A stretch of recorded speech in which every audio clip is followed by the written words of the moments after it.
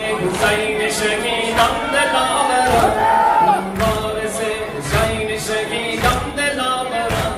فرزند پاک مکه و سرای مشعرم،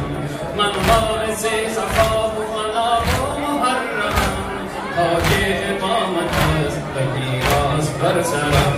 عباس بعد از این علمدار هم منم.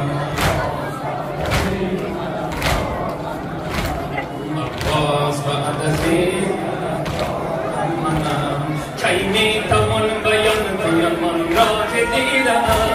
کی میتوان بیان کنم من را که دیدم، از نوک نی طلایت قرآن شنیدم، در خون فتاده بود بیرق آزادی و مرا، آن را بلند کرده و بر پا نشانده، عباس بعد از این علمدار هم منم.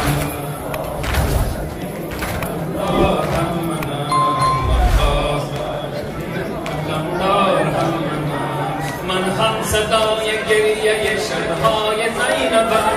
من هم صدای گریه شبهای زینبم، تاریخ کربلاست و تکرار برنبم، یعقوب گریه کرد و یک یوسفش و من، از داغ یوسفان خود دیوانه در تبم، عباس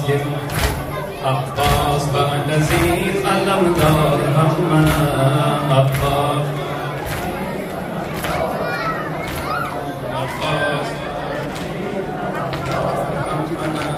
من هم صدای گریه شبهای زینبم،